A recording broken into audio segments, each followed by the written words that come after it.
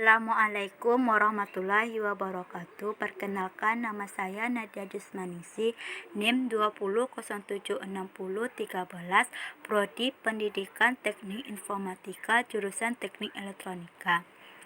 Mata kuliah Sistem Operasi, membahas materi tentang pengantar sistem komputer.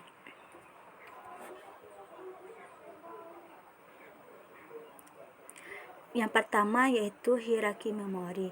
Karakteristik memori yang penting itu ada 3, seperti harga, kapasitas, dan akses. Semakin kecil waktu akses, semakin mahal harga per bit. Semakin besar kapasitas, semakin murah harga per bit. Dan semakin besar kapasitas, semakin besar waktu akses. Selanjutnya yaitu contoh dari piramida tadi. Kita akan membahas tentang semakin murah harga per bit, semakin besar kapasitas, semakin besar waktu akses, dan semakin menurun frekuensi akses memori oleh prosesor. Selanjutnya kita akan membahas tentang memori cache. Yang pertama, motivasi. Pada semua siklus instruksi, prosesor mengakses memori sedikitnya 1 kali untuk membaca instruksi dan seringkali 1 kali lebih banyak atau lebih untuk membaca operan dan atau menyimpan hasilnya. Solusinya adalah dengan memanfaatkan prinsip lokalitas dengan menyediakan memori berukuran kecil dan berkecepatan tinggi yang berada di prosesor yang memori utama yang dikenal sebagai cache. Strukturnya ada di sebelah kanan saya. Selanjutnya yaitu prinsip cache. Ada strukturnya akan menjelaskan sebuah struktur sistem cache atau main memory. Memori utama berisi sampai 2 in word yang dapat dialamati dengan masing-masing word memiliki sebuah alamat n bit yang unik untuk keperluan pemetaan.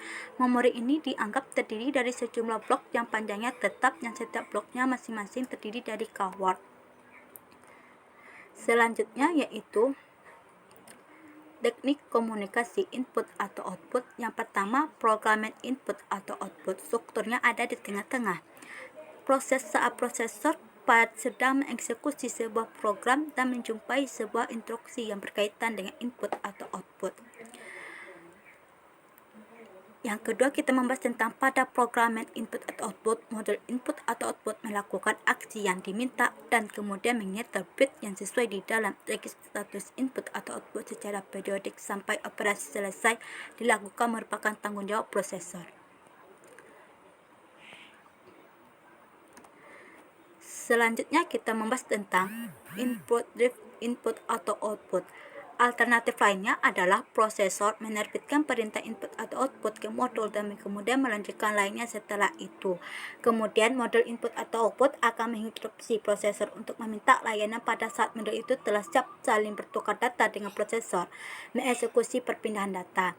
Input driven input atau output lebih efisien dibandingkan dengan programming input atau output karena teknik ini menghilangkan waktu tunggu yang tidak perlu. Akan tetapi input driven input atau output masih menghabiskan waktu prosesor dalam jumlah yang banyak. Selanjutnya yaitu yang terakhir kita membahas tentang Direct Memory Access atau DMA. Fungsi DMA dapat dilakukan oleh sebuah modul terpisah yang terdapat pada bus sistem atau dengan menggabungkannya ke dalam modul input atau output. Pada saat akan membaca atau menulis suatu blok data, prosesor mengeluarkan perintah ke modul DMA dengan cara mengirimkan informasi berikut ke DMA. Yang pertama, apakah range atau word yang diminta. Yang kedua, apakah alamat perangkat input atau output yang terlibat. Yang ketiga, lokasi awal dalam memori yang akan dibaca atau ditulis.